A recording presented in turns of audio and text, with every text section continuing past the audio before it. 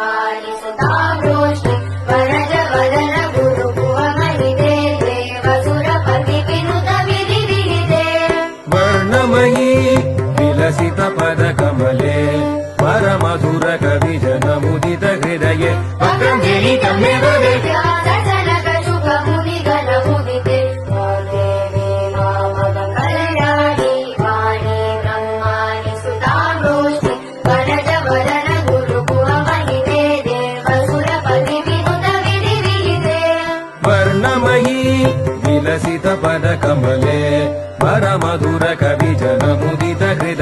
पतञ्जलि कन्ये